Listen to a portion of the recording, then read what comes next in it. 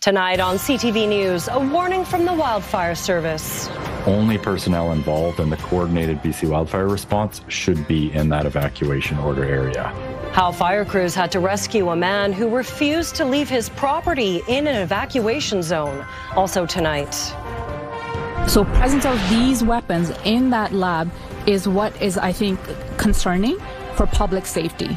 Guns, drugs, cash, and explosives. Police dismantle a large-scale drug lab that was under construction and find an arsenal inside. And Macklin, what a move there against Vogel. Into the middle. He scores! North Vancouver's Macklin Celebrini has nearly 19 million reasons to smile. The new contract that makes the 20-year-old hockey phenom the highest-paid player in the NHL. This is CTV News with Nafisa Kareem. Good evening. Thank you for joining us. Leave when you're told. That is the message from firefighters tonight as multiple out-of-control wildfires threaten the village of Clinton.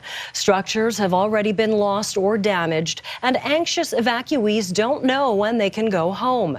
As CTV's Ben Milger reports, crews had to rescue one man because he simply refused to leave. More videos continue to emerge showing the destruction caused when wildfires encroached on the village of Clinton, and the danger is not over yet. That's why authorities urge people to heed evacuation orders. Only personnel involved in the coordinated BC wildfire response should be in that evacuation order area. In a meeting to update evacuees on the situation, an incident commander with the BC Wildfire Service said crews told a man it was getting too dangerous to stay on his property because flames were closing in. According to BCWS staff, the man used explicit language towards the firefighters and refused to leave. BC Wildfire says the crew left to continue fighting the fire. Later, they were called and asked to go back because this person's property was surrounded by fire and they were not able to get out. Fortunately, our crews were able to respond, get that person to safety. All our crews are safe, and so is that person as well. Mother and son duo Maria and Nicholas Kosovic used their cafe to prepare meals for firefighters right up until the evacuation order came down. These firefighters, they require a very large amount of calories. They are working extremely hard. Now in Kamloops, they know the fire consumed a barn on their property and some restaurant equipment. Considering the losses of some people in the community, including some of my very close friends, we consider ourselves incredibly fortunate and to be conscious of people who have lost their homes and everything that they've owned. The BC Wildfire Service says crews plan to ignite a controlled burn north of town to eliminate forest fuel in the area as they try desperately to prevent any more losses in the community. Ben Milger, CTV News, Vancouver. And breaking news, firefighters and aircraft are trying to get a hold on a new wildfire that sparked near the community of Logan Lake this afternoon. The 10-hectare fire is considered out of control and is believed to have been caused by human activity.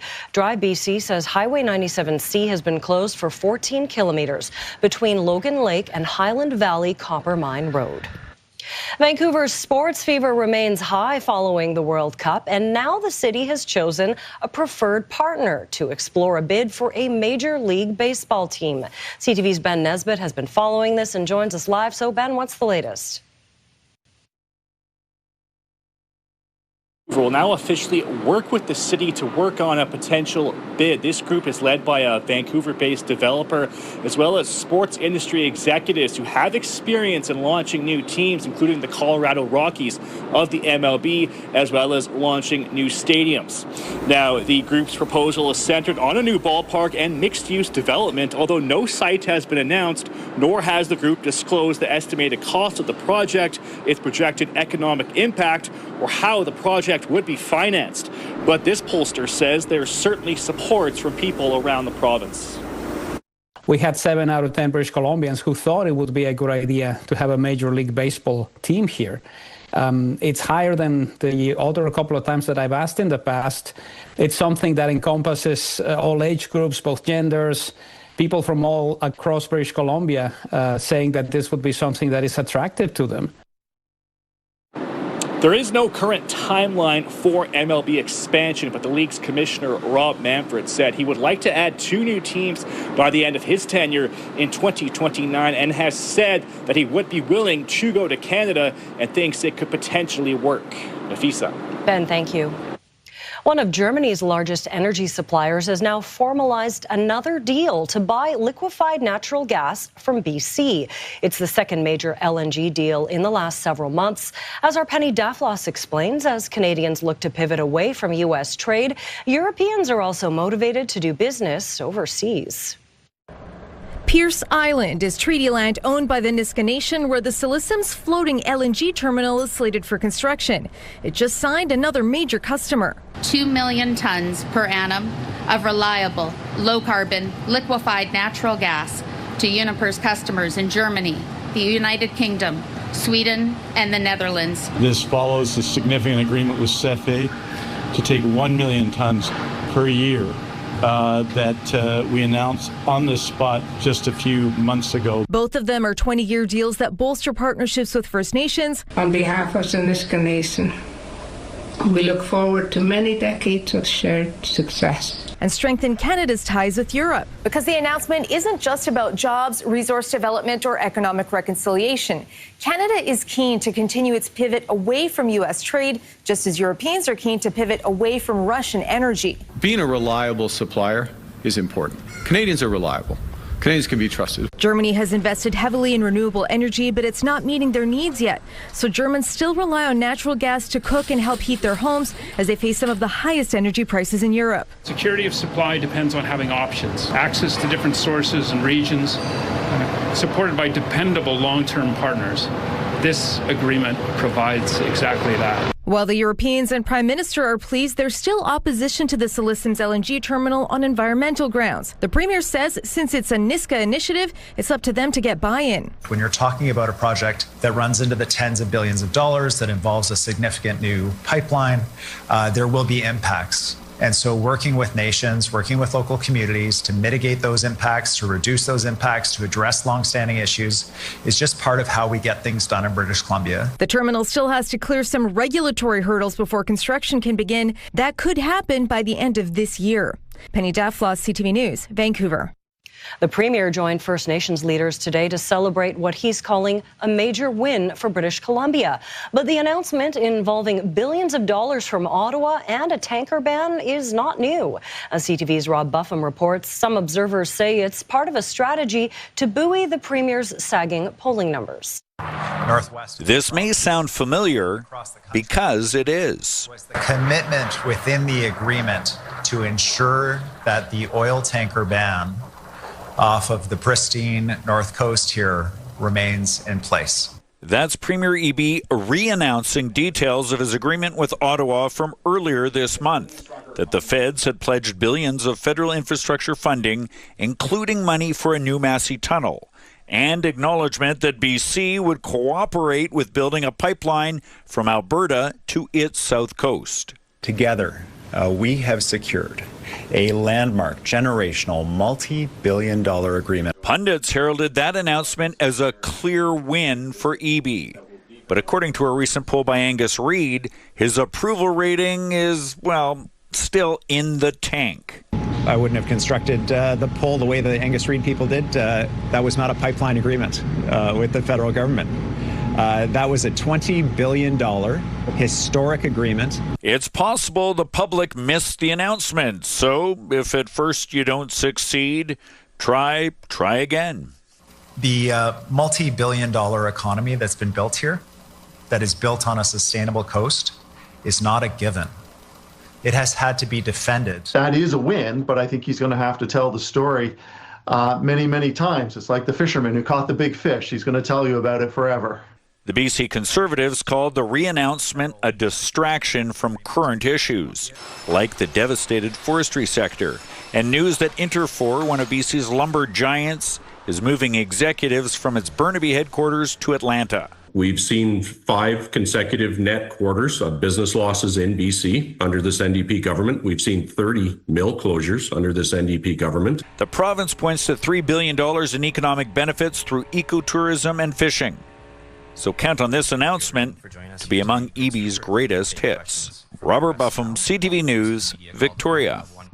TransLink is getting into the real estate business, announcing a new project today for what it calls a new way to help pay for transit.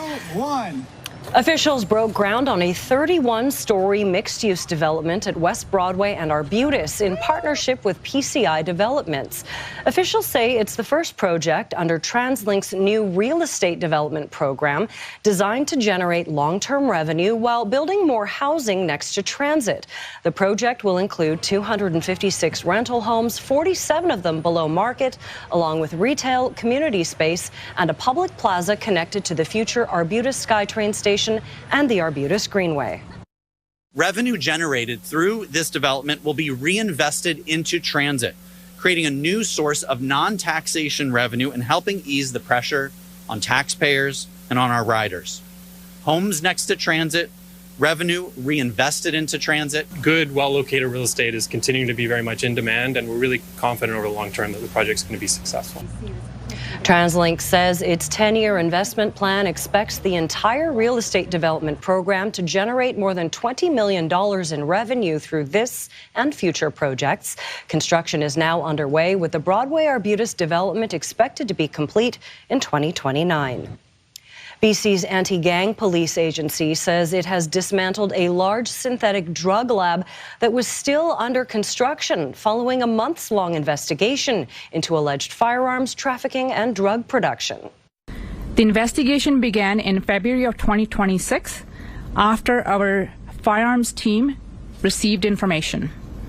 Over the following months, investigators gathered evidence that led to the execution of search warrants on May 21st on multiple locations, which included Abbotsford, Surrey, and Enderby. As a result, investigators seized 2 kilograms each of fentanyl and meth, along with 64 liters of GHB. That's a drug often associated with sexual assault. The bust also included 44 firearms, industrial-grade explosives, $4,000 in cash, various precious metals, and 7 vehicles, including a stolen truck. 4 people were arrested and are expected to face charges.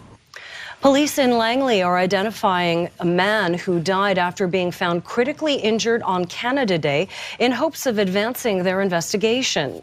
Homicide investigators believe 75-year-old Larry Grieg was involved in a physical altercation after leaving a licensed establishment on July 1st. He died in hospital just over a week later. Surveillance images have been released showing 4 people in the area of Park Avenue and Douglas Crescent the night of the incident. IHIT believes they may have witnessed something important and are asking them to reach out. The father of Briar Schmigelski, one of 2 teenage killers who sparked a nationwide manhunt in 2019, is suing his former employer for wrongful dismissal following his son's highly publicized death. Alan Schmigelski filed the lawsuit in 2020.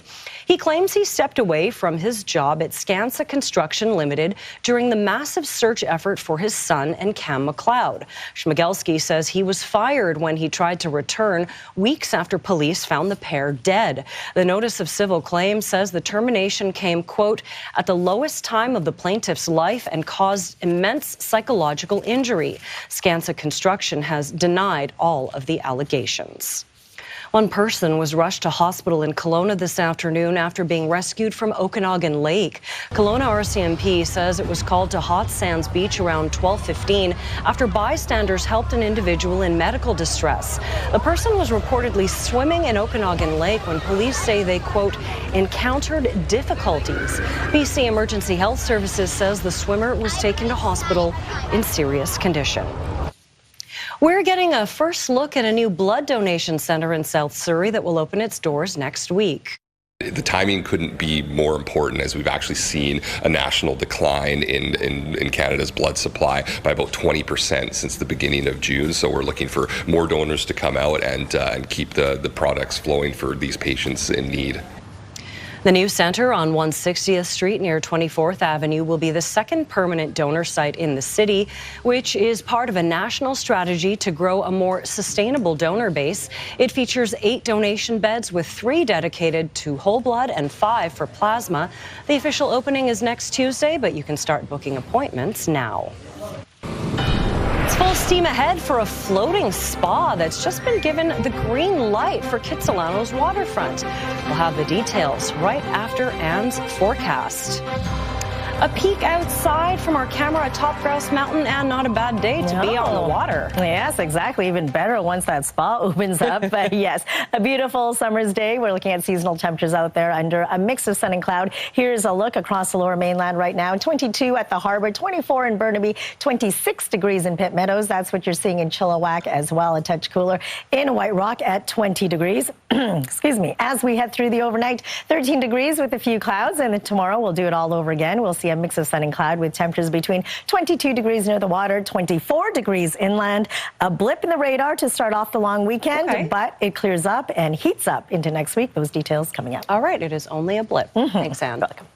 A new floating spa is officially moving ahead on Kitsilano's waterfront. City Council gave unanimous approval to the project, which includes a unique partnership. CTV's Isabella Zavarisi has more.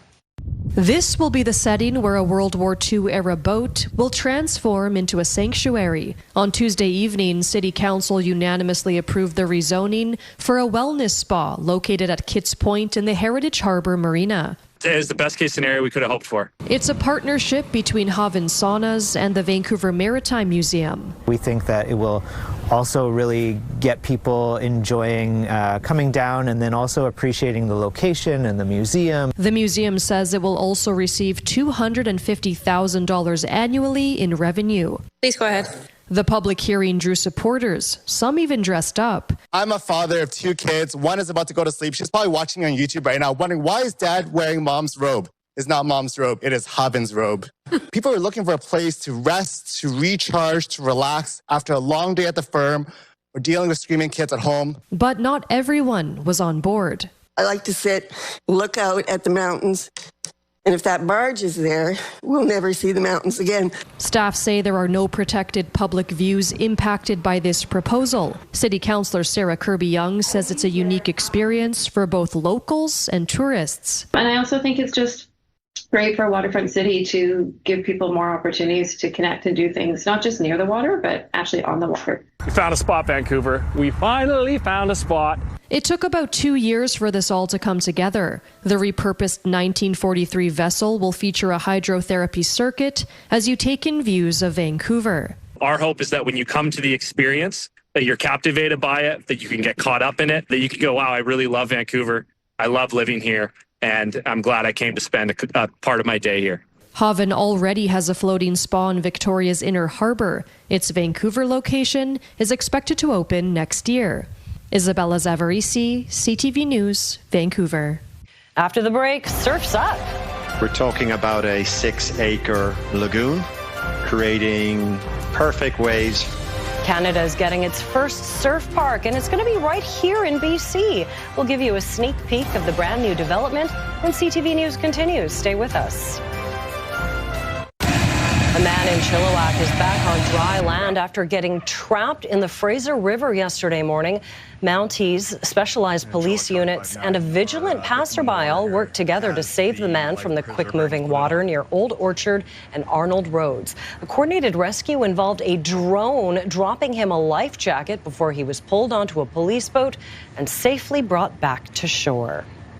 From skiing and boarding to mountain biking and rock climbing, the Sea to Sky corridor is known for outdoor adventure. And soon it will be home to Canada's very first man-made surf park. CTV's Shannon Patterson has the details. These surfers are catching big waves, but they're not on the ocean. This is a man-made surf park built by a Spanish company called Wave Garden. We're talking about a 6-acre lagoon, creating perfect waves for small, tiny, open-face waves for beginners to learn on, right through to 6 to 7 feet barreling waves for experts. Wave Garden has built 13 of these surf parks all over the world, and Canada is next. A Sea to Sky developer has just released these renderings for our country's first surf park at Britannia Beach. You've got, the best skiing in the world, you've got the best, snowboarding, best mountain biking, rock climbing.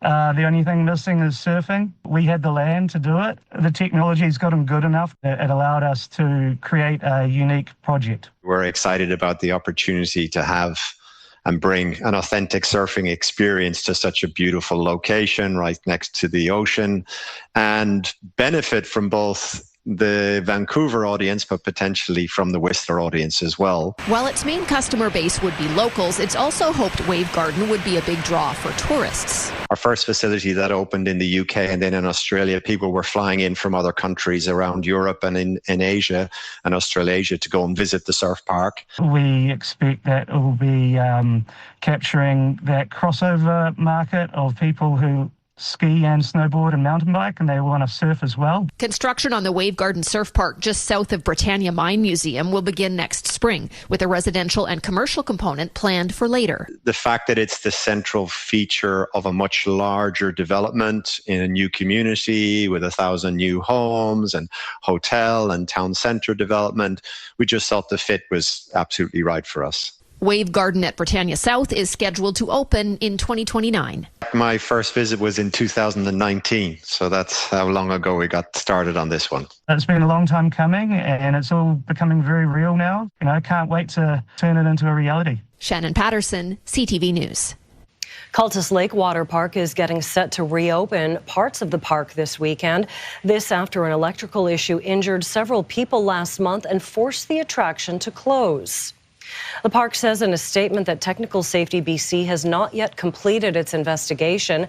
It says the park will reopen in phases and hot tubs will remain closed. The park's website says it will be back to regular hours on Saturday with extended hours for the second and third week of August. After the break, the curious case of a leading Alberta separatist who is also a convicted killer. And later. Oh my God, this guy's crazy. He's driving in reverse right now, trying to follow me in reverse. What would you do if someone was following you in reverse? We'll show you a wild case of road rage and how it ended. Soldiers and emergency crews in southwestern Japan are searching through the rubble of a mall after yesterday's powerful earthquake that killed at least 18 people. The mall's operator says 3 people were killed and 3 others are missing after the collapse. Police body camera footage shows the devastation inside. Officials are investigating a possible gas explosion triggered by the earthquake as the cause of the collapse. Survivors are being warned about aftershocks that could last about a week. Some breaking news out of Alberta. After nearly 2 weeks, the search for a missing 11-year-old boy has come to a tragic end. Parker Wells went missing July 16th. Hundreds of officers and volunteers were searching for the nonverbal boy who had autism. Police say his body was found in a water pipe underneath an expressway. Officers searched that area after someone found a child's shoe nearby. The Calgary police chief saying today they had hoped for a different outcome. And knowing they were not alone. One of the leading fundraisers for the Alberta independence movement spends his days passing out flags, hats and pamphlets. But as retiree Bob Deere pushes for separation, he's also having to field questions about a manslaughter conviction related to a shocking killing over a failed real estate deal in 2006. CTV's Tim Brooke has his story. Bob Deere acknowledges there's some irony to setting up shop along the Trans-Canada Highway. I'm open. I don't want to fight with you. I just want to hear a really good reason to stay in Canada. And in 150 days, I've not heard one yet. Like other proud separatists, this 72-year-old retiree calls himself a Seppi. He's here almost every day, rallying against equalization, high taxes, and the current government in Ottawa. You can vote to be a Liberal and be a socialist, and you can eventually vote your way into communism, and then you can never vote again. Some passerbys stop here to buy independence merchandise or to donate to the cause. Some just yell obscenities. and a select few want to talk about what happened in 2006.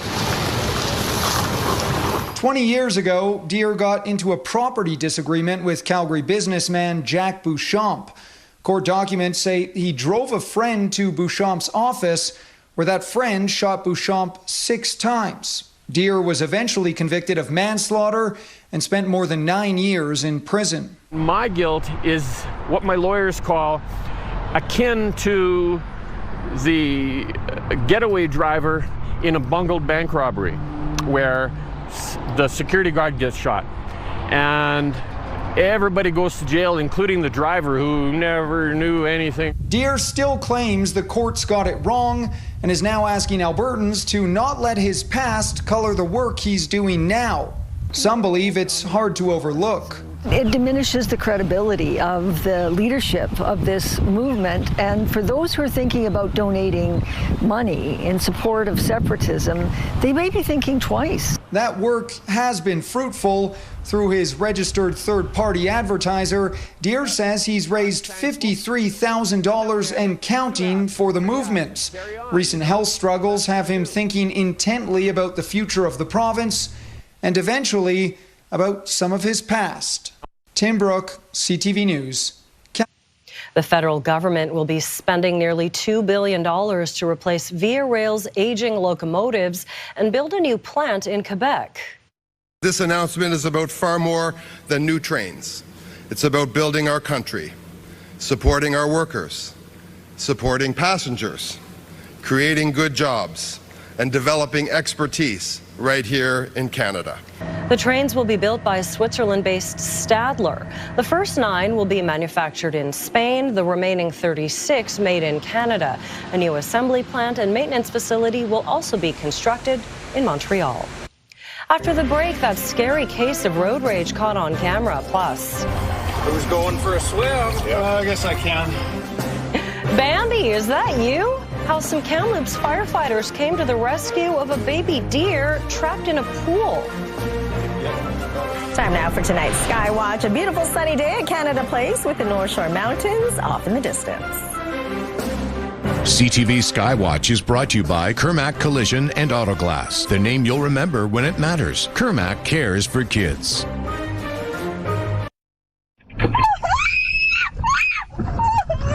Don't worry, Sion. I got this. Oh my God, this guy's crazy. And he's driving in reverse right now, trying to follow me in reverse. Frightening dashcam footage out of Oregon shows a case of road rage right out of a horror movie. The driver was on the phone with 911 with his wife in the passenger seat as he tried to get away from a suspect who was seen driving erratically. Police told him to drive to a police station where officers caught up with the suspect, who now faces charges of reckless driving and menacing. It's unclear how this incident started. A diver says he's lucky to be alive after being bitten by a shark while spearfishing in Fiji, and it was all caught on camera. This is the moment the gray reef shark surges towards the diver and latches onto his leg. The man was pulled from the water by friends and treated in a local hospital before being flown back home to New Zealand. Following several surgeries, he is expected to make a full recovery. He's now warning others not to underestimate a shark based on its size, as he did. Good advice. Well, it wasn't a kitten in a tree, but some BC firefighters did rescue a trapped baby animal this week. Who's going for a swim? Yeah, I guess I can. Kamloops Fire Rescue shared this video on social media today showing a mule deer fawn stuck in a backyard pool, unable to get out on its own. A firefighter was able to pull the animal from the water after it swam to the edge, and it wasted no time bounding back to its mother.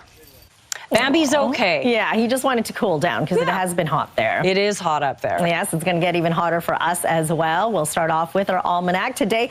We saw slightly cooler temperatures than a seasonal average, 22.6, the monthly average at 23.4, cooler through the overnight lows, and with 2 days left in the month with no rain, we're going to round up the month with 33.6 millimeters of rain, just shy of the monthly average of 34.1 millimeters.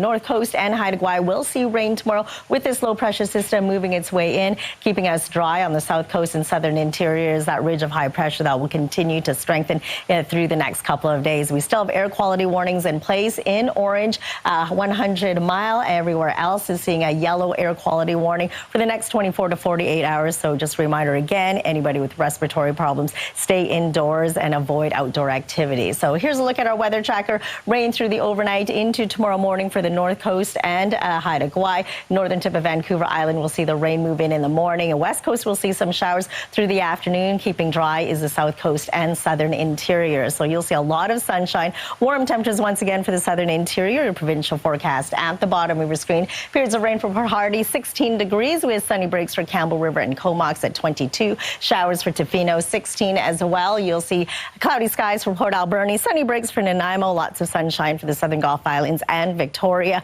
Overcast conditions for the Sunshine Coast, a touch warmer under a mix of sun and cloud up the Sea to Sky Highway for Squamish at 23. And for us across the lower mainland, we'll enjoy a mix of sun and cloud with temperatures between 22 degrees near the water, 24 degrees inland. Warming up on Friday, sunny skies with temperatures between 24 and 28.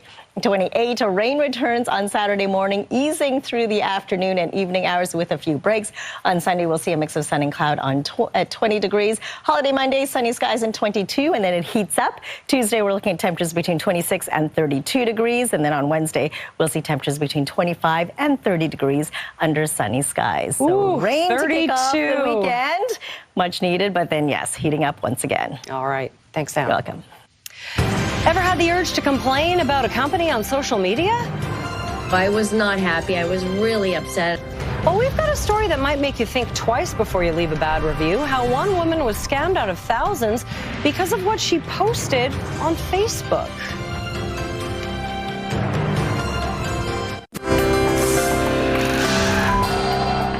Taking a look at today's markets, the Canadian dollar inched back up, closing at over 71 cents to the U.S. dollar. Oil was up by more than $5, trading around $84 U.S.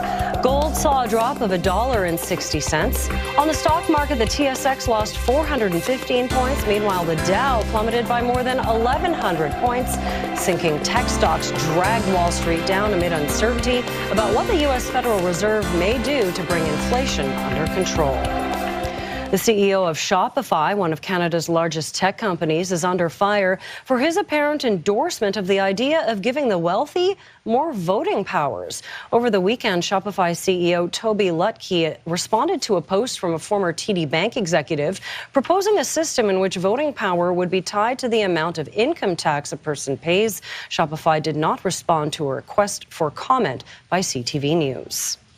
It seems there's a new scam to worry about every day, and now there's one that involves criminals checking complaints that people post online.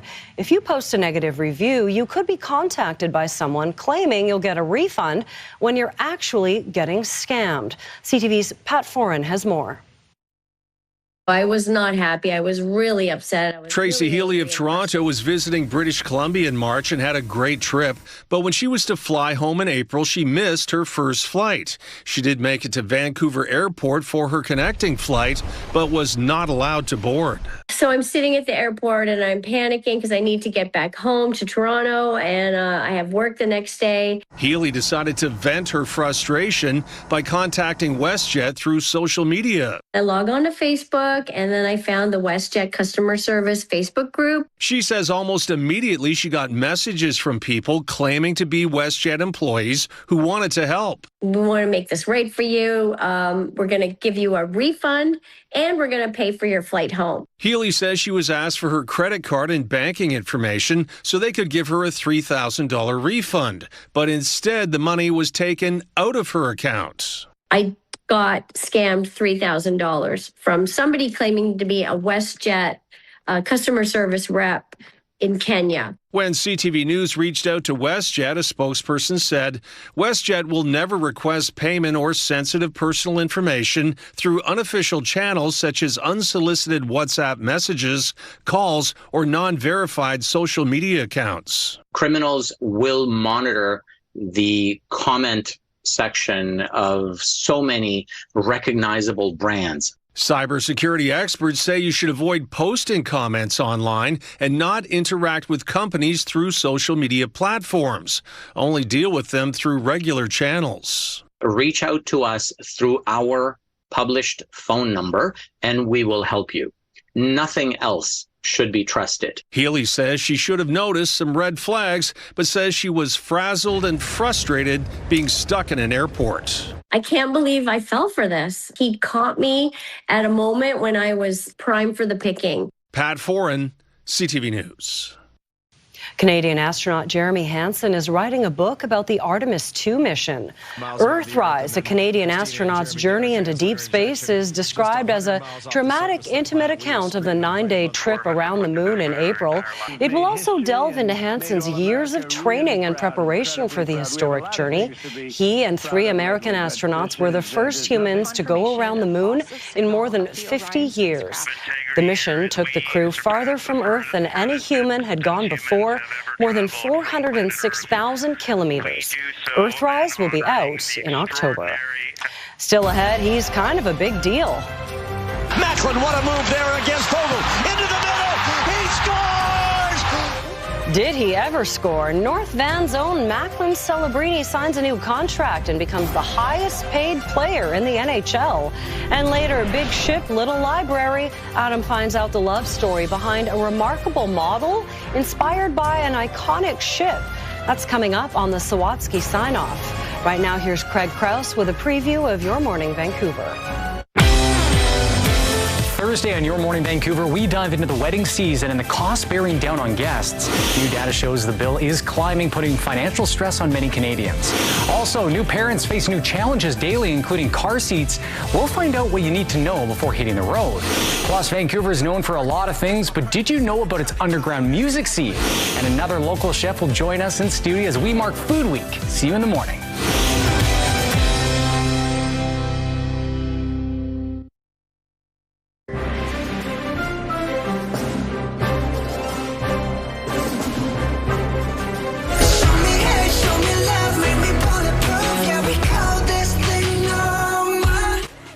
K-pop superstars BTS have chosen not to submit their music for the next Grammy Awards. The band's members took to social media saying they decided not to enter because they don't want their music to be divided by region or language. It comes after the Grammys introduced the Best Asian Pop Music Performance Award, which may have excluded their songs that have English lyrics. A heads up, Toronto Raptors fans, they're coming to Vancouver for some preseason action. The Raptors are set to play at Rogers Arena on Saturday, October 10th, and interestingly enough, they'll play the LA Clippers. The Raptors and Clippers agreed on a big trade that sent Kawhi Leonard to Toronto earlier this offseason. However, that deal is on hold as an investigation into Leonard's past contract and endorsement deals is carried out. There is a new highest paid player in the NHL. In fact, Macklin Celebrini of the San Jose Sharks will make more per season than anyone in league history. CTV's Andrew Johnson has the details. Macklin Celebrini will make close to $19 million U.S. per season, and he's not the first superstar to hit pay dirt after honing his skills just across the water in North Vancouver. Celebrini has signed a 5-year deal with the San Jose Sharks worth $94 million. That's not the biggest total contract in NHL history, but the highest average value per season at $18.8 million as contracts continue to rise along with the league's salary cap.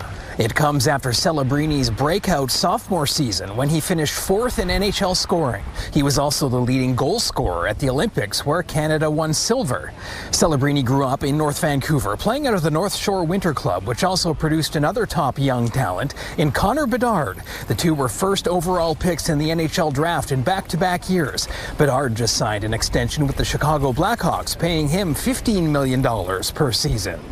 For Celebrini, the future is bright. His 115 points this season with the Sharks are the third most ever by a teenager in the NHL, behind only Sidney Crosby and Wayne Gretzky. That about says it all. Andrew Johnson, CTV News, Vancouver. something in the water over there in North Van, maybe. Still, though, $19 million a year, and he's 20 years old. Not bad at all. Goodness. Well, it is time for Homeward Bound, our weekly segment where we introduce you to furry friends from local rescues looking for their forever home. Here are some pets now available to adopt from the BC SPCA. Amy is a one-year-old cat with a heart as soft as her fur. Amy's foster family describes her as an absolute joy, adding that she loves playing with toys and jumping into your lap for a cuddle. Amy just had dental surgery and will require regular checkups, and she is ready to adopt at the SPCA's Coquitlam branch. So cute. Well, part Labrador, part German Shepherd, Oscar is looking for a home where he can be the only dog. This 7-year-old loves going for walks, playing fetch, and snoozing in his bed. Oscar needs a patient and understanding adopter who can spoil him with love and affection. If that sounds like you, head to the SPCA's Richmond branch to meet Oscar today. What a sweet face, and look at those ears. I was going to say, he's got that smiling down pat. Well, finally, there's Tori, a 3-year-old husky that's come a long way since he was found as a stray. Tori absolutely loves people and loves making new friends, both humans and canines. And while his past is a bit of a mystery, Tori is excited to start a new chapter with a family of his own. You can adopt him today at the Maple Ridge SPCA. I bet if you just ask him, he will away and tell you his whole past. You might not be able to a husky is the closest to a panda bear you'll ever get to own. So, Anne, maybe one to file under, because I know your dream pet is a panda bear. For sure. And if that is your dream pet, you can head to adopt.spca.bc.ca. And before we get to the Sawatsky sign-off, Lauren, what are you working on for tonight? Well, Nafisa, a lot of reaction tonight to that MLB bid for Vancouver. We'll have more on that. And we are also watching the wildfire near Logan Lake that has shut down Highway 97C. We're hearing about rescue efforts tonight to evacuate animals preemptively before any orders potentially go into place. We'll have the latest on that firefight ahead at 11:30. All right. Thank you, Lauren. Well, maybe you've seen them in your neighborhood, little libraries filled with books to share. But one in Victoria stands out, and not because of what's on the shelves. A man behind it turning a discarded cabinet into a tribute of love. Adam has the story in tonight's Sawatsky sign-off.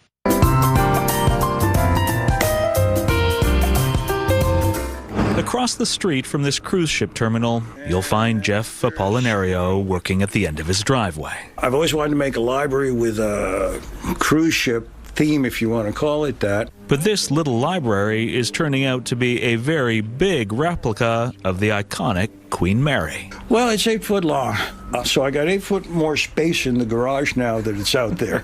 Jeff started building it in here after finding a perfect piece of furniture discarded on a curb. There was this 2-door gun cabinet sitting there. Well, after studying books showing the blueprints from when the Queen Mary was built in the 1930s, Jeff focused on custom making every detail in miniature, with help from his wife Marge. She was great with the sanding, with the varnishing.